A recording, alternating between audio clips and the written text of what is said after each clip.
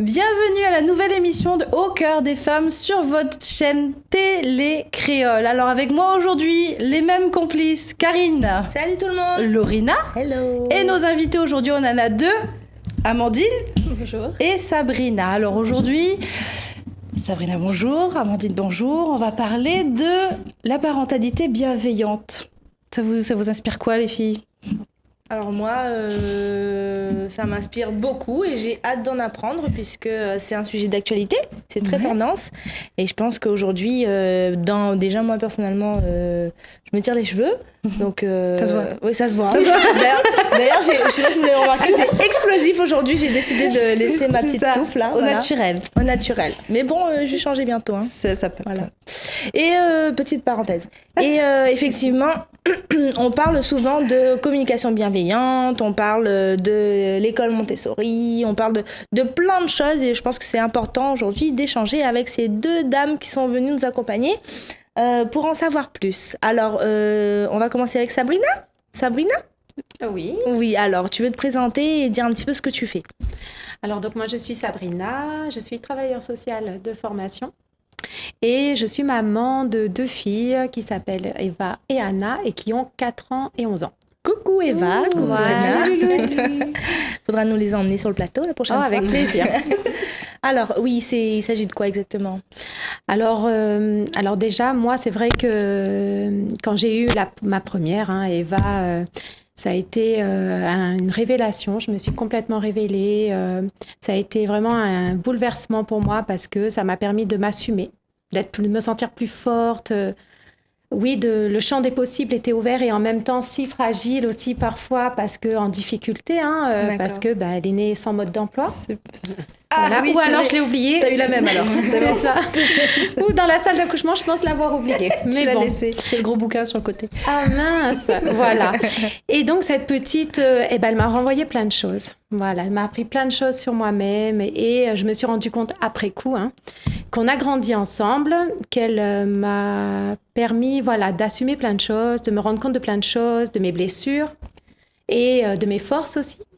Et j'ai appris, moi je suis pas branchée internet, ni YouTube, ni Facebook, ni tout ça. Tout ce que je suis allée au feeling, Ouais. je suis allée au feeling, au cœur.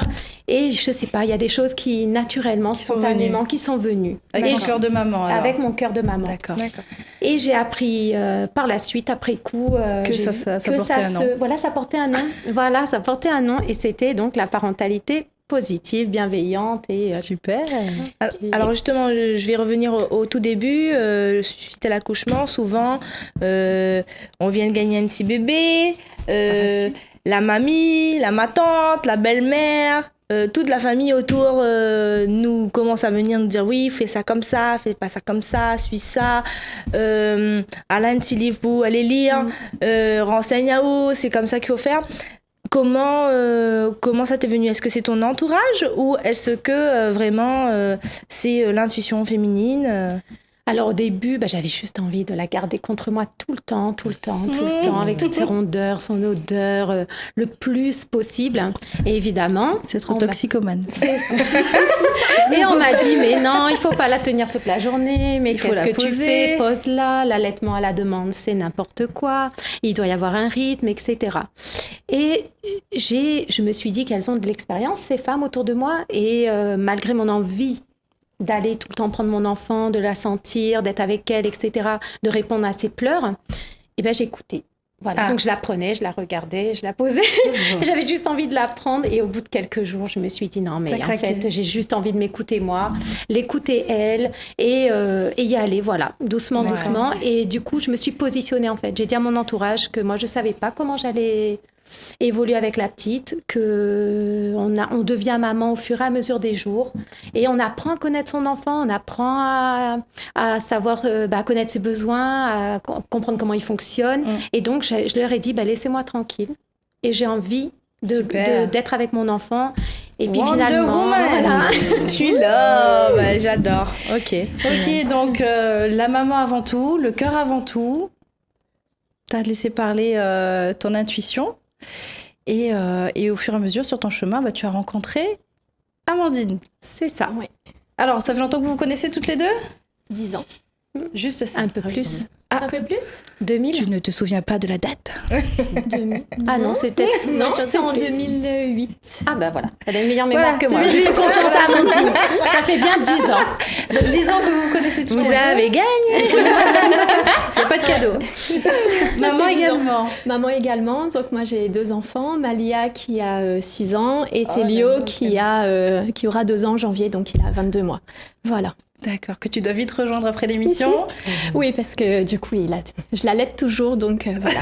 Voilà, donc théorie, application. Voilà. Alors du coup, toi aussi, comment c'est venu en fait cette bienveillance, cette parentalité bienveillante? Donc Malia, quand elle est née donc en 2012.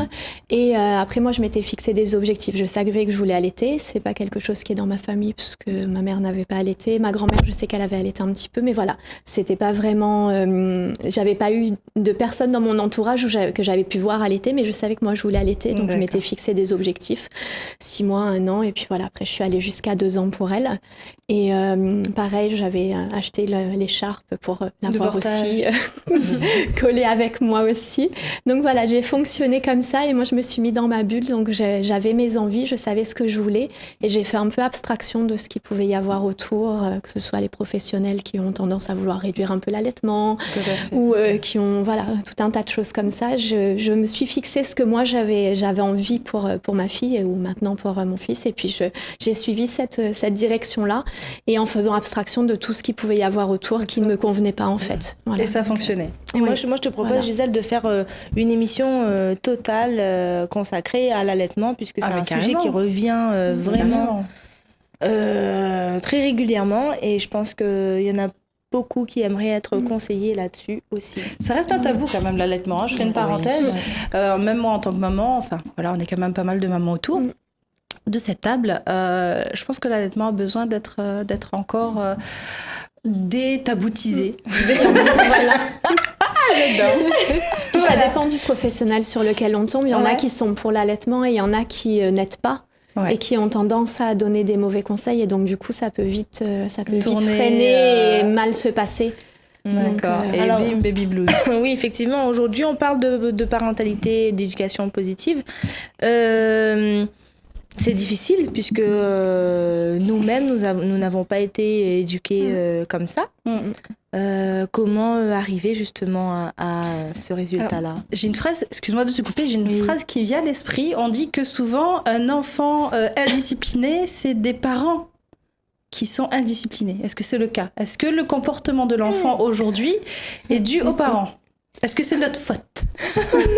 Tu veux répondre, Amandine? Attends, je cherche le pleur, là, il pleure. Parce qu'on l'a tous vécu, en fait. Voilà, oui, ton enfant, il est comme ça parce que c'est de ta faute. Est-ce qu'aujourd'hui, un enfant en difficulté, généralement, je ne parle pas d'un cas précis parce que bien, je sais qu'il y a certaines pathologies aussi, mais est-ce que c'est la faute des parents? Moi, je vais me lancer, en fait. C'est vrai que tout à l'heure, je disais que j'y suis allée avec le cœur, j'y suis allée vraiment au pifomètre, en écoutant justement mon enfant, parce que moi, j'ai kiffé, quoi, l'écouter, dire ses trucs, proposer des choses. Vraiment, j'ai vraiment aimé ça. Et il se trouve qu'un jour, donc, je suis tombée sur une proposition d'atelier parentalité. Voilà, où j'ai compris, qu'il y avait... ça portait un nom, qu'il y avait un courant qui existait, etc. Et moi, ce que j'ai appris de tout ça, au final, c'est que, effectivement, bien sûr qu'on induit plein de choses de par notre comportement. Même nous, entre adultes, là, j'arrive, je te parle de manière agressive. Finalement, tu vas me renvoyer de l'agressivité. C'est logique. Tu m'agresses. Moi, je reste sur un ton un peu plus cordial, etc., tu finiras par, de toute façon, baisser d'un ton. Donc, c'est comme ça, en fait, que ça se passe. Et chez le gamin, si on le considère comme une personne à part entière, au final... Ça se passe comme ça. Ça se passe aussi un peu comme ça. D'accord. Donc, il y a des moments où, effectivement, c'est compliqué parce que c'est un être humain à part entière. Et c'est plus facile de dire à son gamin, tu vas te coucher, et puis c'est tout, quoi. Tu fais tes devoirs, et puis c'est tout. Tu vas à l'école, et puis c'est tout. Donc, il y a un rapport de force qui s'établit. Et effectivement, le gamin, quand il a 1 an, 2 ans, 3 ans, à un moment donné, il finit par dire stop, quoi. Stop, parce que il a des envies, il a des besoins. Et ça crée de l'incompréhension. Ça génère de l'agressivité et qui fait qu'en fait, ça s'accumule. Moi, aujourd'hui, ce qui me permet de déculpabiliser, c'est que oui, je me plante. Mais je m'attache à maintenir le lien, en fait. Voilà. Et c'est ce qui compte. On n'est pas des parents parfaits, on a le droit de se tromper. On doit se tromper parce que le gamin ne peut pas lui renvoyer ça, en fait, qu'on est tout le temps parfait, ça, c'est pas possible. Mais effectivement, dans notre comportement, on induit de toute façon certaines choses. Puis l'enfant, c'est comme une éponge, donc plus il est petit, plus il imprègne vraiment ce qu'on est. Et voilà, donc il apprend de nous, il apprend de ses frères et sœurs, et il reproduit aussi ce qu'il voit. Donc si dès qu'il demande quelque chose, on lui dit non sans avoir cherché, si c'est juste parce que nous, ça nous embête et que c'est pas le moment, ou si c'est vraiment parce que c'est pas pour lui, ou qu'on n'essaye pas de s'adapter à lui, bah, du coup, il part sur cette base-là et grandit. Il grandit comme ça. Après, voilà, plus on s'adapte à l'enfant, plus on est dans une démarche de l'écouter, plus les enfants, après, ils sont réceptifs aussi et ils savent gérer leurs émotions, ils savent dire aussi ce qui les aide à se calmer. D'accord. Donc, voilà. D'accord. Donc, ben voilà. Est-ce qu'on n'est pas là dans l'abus de pouvoir? Est-ce que l'enfant, ensuite, ne va pas abuser? On ne lui donne pas trop de pouvoir? J'ai une anecdote, justement, d'une maman là, qui me disait que son fils de 5 ans lui relatait... une expérience d'un camarade de classe qui lui avait dit que ses parents l'avaient puni, je ne sais plus pourquoi. Et il trouvait ça vraiment injuste. En fait, il trouvait la punition démesurée. Et elle l'a interrogé justement sur ses ressentis, puisque ça reflète quand même pas mal aussi ce qu'on pense. Et il lui a dit, mais je trouve qu'elle ne l'a pas respecté. Et elle me dit, je n'ai jamais parlé à mon fils du mot respect, en fait. Donc, c'est-à-dire qu'elle a induit ça dans son quotidien. Moi, par exemple, ma fille... au taekwondo, le petit frère a fait un croche-pied à la grande, elle s'est pris un truc, sa lèvre saignait. Ouais, c'est classique. Et voilà. Et la maman qui s'emporte en disant mais fais attention à ton petit frère, etc., etc. Et bon, ma fille, elle a trouvé ça hyper injuste. Donc elle est venue me voir sur le parking, elle m'a expliqué la situation. Elle me dit j'ai vraiment besoin d'aller la voir, voir si elle va bien, parce que sa maman l'a pas consolée. Et je pense qu'elle a besoin d'être consolée. Bon, j'avais pas envie d'attendre un quart d'heure de plus, mais bon, elle est partie consoler sa voiture. Et puis elle est remontée. Mais je sais qu'après, ça va se répercuter sur sa petite sœur, qui effectivement, demain, elle va tomber. Elle va avoir tendance, au lieu de rigoler, à aller d'abord voir si elle va bien avant d'aller rigoler. C'est rare ça, sur les enfants, chez les enfants. Et justement, est-ce qu'il faut pas... On dit souvent, oui, mon enfant, il est dur, mon enfant, pas câble, il a tombé, il a debout. Voilà, est-ce que le fait de trop coucouner, trop materner, protéger, est-ce que c'est un enfant qui va connaître la difficulté et qui va ensuite, quand il va grandir, va pouvoir affronter la vie? Oui. Ah non, je suis pas d'accord, c'est pas trop materné. Non, parce qu'en fait, plus on crée un cadre sécure pour l'enfant, plus il est en confiance avec lui et plus justement quand il va grandir, il va se sentir en sécurité parce qu'on aura posé des bases où l'enfant il sait que quand il y a quelque chose qui va pas, il a quelqu'un de confiance vers qui il va pouvoir se tourner, que si ça va pas, il sait que son parent il va être là, qu'il va avoir un allié au sein du couple parce que voilà, dans les parents, il n'y a pas forcément le même type éducatif non plus, mais il va savoir qu'il va y avoir quelqu'un vers qui il va pouvoir se tourner et aller quand ça va pas, et du coup il sait qu'il y a cette base de sécurité qui est créée, donc il grandit avec une confiance et il sait les choses, et les enfants ils savent ce qu'ils peuvent faire et ne pas faire, ils savent s'adapter. C'est leur poser un cadre sécurisant qui leur permet de mieux justement affronter. Plus ils sont sécurisés quand ils sont enfants, plus quand ils vont grandir, ils vont être en confiance avec eux-mêmes et en confiance avec la vie et à même d'affronter justement tout ce qui sera autour d'eux, toutes ces étapes. Plus on les aide à les affronter quand ils sont petits, plus ils savent par la suite comment être armés et vers qui se tourner. Puisqu'on vise un peu ça finalement, que nos enfants soient des adultes autonomes qui aillent bien, etc. Mais au final, quand on se penche un peu sur notre quotidien, pris par le temps, on a tendance à dire laisse tomber, je vais faire, ou dépêche-toi. Je suis pressée, il faut qu'on parte dans un instant, ou non, ça t'est trop petit, tu vas pas le faire. Alors que moi je vois, si je prends mon fils donc qui a pas 2 ans, en ce moment il est dans sa période, il veut tout ce qui casse. Donc du coup, ce qui l'amuse beaucoup, c'est prendre la tasse de café, aller jusqu'au canapé, s'installer sur le canapé, repartir, prendre un petit bol, le mettre sur la table, prendre le 2e petit bol en verre, le mettre sur la table, le 3e petit bol, et le renvaser, le reprendre, etc. Donc voilà, après il y a plein de choses que de soi on va dire non, parce qu'on a cette appréhension, mais finalement l'enfant il a besoin d'aller dans cette découverte, et s'il voit que nous on a confiance en lui et qu'on l'accompagne et qu'on est à côté de lui, il sait que c'est quelque chose qui casse, donc il est en sécurité, et du coup il va aller au bout de sa découverte, et après après ça va lui passer. Si on bloque, l'enfant il va revenir dessus. Un enfant à qui on dit non, de toute façon, quand ils sont tout petits, ils comprennent pas la négation. Donc si on dit ne cours pas, il court. Donc voilà, du coup... Il y a des grands comme ça aussi. Il y a des grands, c'est resté. Il y a des régressions aussi qui peuvent revenir. Et c'est plus les hommes. Alors pour revenir sur la formation, donc vous avez vécu l'expérience, vous vivez cette expérience-là en tant que parent. Aujourd'hui, professionnellement, comment ça se passe ? Alors donc moi en tant que travailleur social, je suis amenée effectivement à intervenir auprès de familles qui se trouvent en difficulté, notamment sur le plan éducatif. Et donc c'est un échange parce qu'en réalité pour moi il n'y a pas de solution type.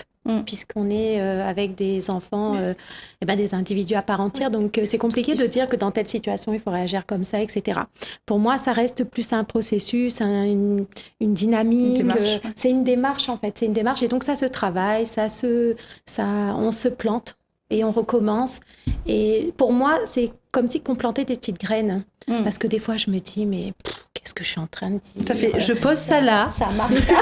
Et je repasse. C'est ça. Mais des fois, je me dis, ça marche pas. Qu'est-ce qui se passe ? Et pourtant. Et puis, ce qui marche un jour marche pas forcément le lendemain. Chaque enfant est différent. On peut mettre en place des choses qui vont fonctionner à un moment donné, qui fonctionneront pas la fois suivante.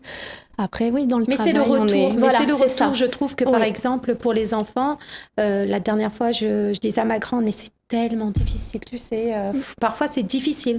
Maman, elle est en difficulté. Elle ne sait pas là, vraiment quoi répondre. Donc, je vais, au lieu de m'emporter, tu sais quoi, je vais m'enfermer dans faire ma une pause. J'ai besoin de faire une pause. Elle me dit, mais maman, c'est normal, je suis une enfant. C'est normal, je vais grandir. Et elle a tellement raison, en fait. Malia aussi, elle me le dit. Maman, je ne sais pas gérer mes émotions à des moments, c'est pas possible. Et ce que je veux, c'est un câlin. Ben voilà. Ouais, ça gère. Parce que moi, c'est pas ça. On n'a pas les mêmes à la maison. On n'a pas les mêmes.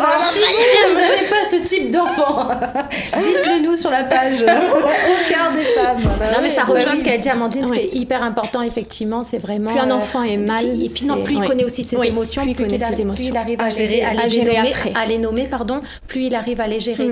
La mienne à 3 ans, c'est vrai qu'elle supportait pas de rester dans la voiture. En fait, quand elle s'endormait dans la voiture pour pas la réveiller, évidemment, pour enchaîner les tâches de la vie quotidienne, je la laissais dans la voiture, mais quand elle se réveillait, elle hurlait. Et j'avais beau la câliner, etc., il fallait que ça sorte. Et elle m'a dit à 3 ans, mais moi, maman, quand je me réveille, j'ai besoin de crier. Parce que je me sens toute seule et j'ai besoin de crier. Mais elle a dit de manière tellement sincère que je me suis dit, mais en fait, oui, c'est sa façon. Par contre, je lui ai dit, effectivement, tu peux crier. Mais là, pas dans ta tête. Mais pas, non. mais voilà, pas où tu gênes tout le monde, effectivement. Donc, on va partir un petit peu plus loin. Donc, c'est cadré, quoi. C'est cadré, c'est ça. Tu cries dans un cadre. Tu cries dans un cadre. Mais sans laisser les enfants seuls, par contre. Il ne faut pas les laisser, en étant à côté. D'accord. Voilà, il faut vraiment... il faut les accompagner, il faut les soutenir et montrer qu'on est présent et qu'on comprend. À côté d'eux et qu'on comprend. Donc même si c'est juste un petit truc qui est tombé, qui s'est cassé, que pour nous c'est pas grand chose, pour l'enfant c'est vraiment dur. Donc c'est de montrer que on est là et voilà, si on lui dit c'est pas grave, généralement ça s'amplifie. Et donc situation, j'ai deux situations concrètes. Tous les parents ont vécu ça. On est en grande surface, on a 2 chariots de course, on passe à côté du rayon de bonbons ou de jouets.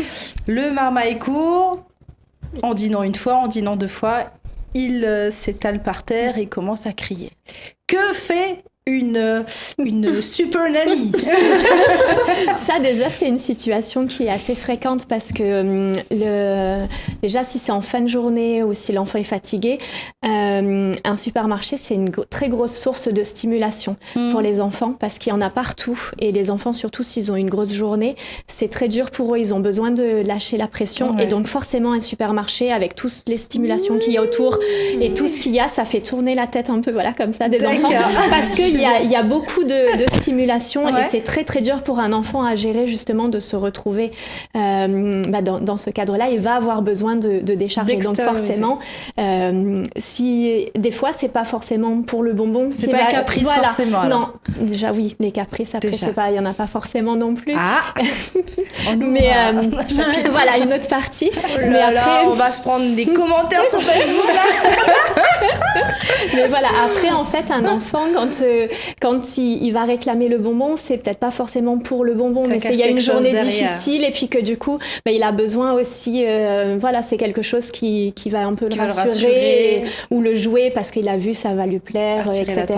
Et donc, du coup, des fois, il suffit. Moi, je sais que mon fils, il aime bien tout ce qui est rouleau de papier cadeau parce que ça l'amuse. Donc, ça va, il est pas cher le tien. Il a que 2 ans. Voilà, c'est ça. Donc, du coup, c'est pour faire des épées. Donc, nous, on anticipe, on l'emmène en amont. Après, aussi, un enfant qui va pleurer en supermarché, c'est quand ses besoins sont pas, par exemple, s'il est fatigué, s'il a faim, etc. Donc, du coup, forcément, ça va finir. D'accord. Après, moi, des fois, je vois, on va prendre, je dis avec ma fille, qui elle a 6 ans. Du coup, le temps de faire les rayons, on va jouer un peu, elle peut garder le jouet, etc. Et après, par contre, à la fin, on va le reposer. Mais parce que c'est pendant les courses, elle va avoir besoin de quelque chose qui va pouvoir avec lequel elle peut se raccrocher. Et sinon, j'anticipe. Quand on fait les courses, j'emmène à manger, j'emmène à boire et j'emmène le jouet. Je sais que le rouleau de papier cadeau, sinon, il va vouloir. Donc, on l'emmène. Il y a le gros truc dessus de scotch. Mais voilà, du coup, on emmène et c'est des choses qui permettent d'éviter. Parce que après, quand on connaît ses enfants, on sait ce qui peut poser problème et ce qui peut les faire que ils soient moins bien. Donc, on peut anticiper aussi beaucoup en étant à l'écoute de ses enfants. On peut éviter certaines situations. Du coup, c'est quand même du temps qu'on leur accorde en plus. C'est le mot d'ordre, oui. C'est-à-dire qu'il beaucoup faut avoir d'attention le temps, et de l'énergie, la patience. Et savoir reconnaître quand on l'en a pas aussi, le dire aux enfants. Il y a des moments quand on est fatigué, il faut être honnête avec son enfant et dire que là, on peut pas être disponible à 100% ou que ça s'est pas passé comme on l'aurait voulu. Tu reviens quand tu auras 18 ans, s'il te plaît. Alors déjà, donc les mots, c'est patience, communication, écoute, temps. Oui, du temps aussi. Et du coup, pour une maman, parce que non, je pense que le papa pareil, mais une maman qui doit, un parent, je vais dire un parent qui doit aller travailler, s'occuper de la maison, gérer éventuellement ses passions, avoir du temps pour soi et à côté intégrer du temps supplémentaire qu'il faut accorder à un enfant. C'est une grosse organisation. Oui.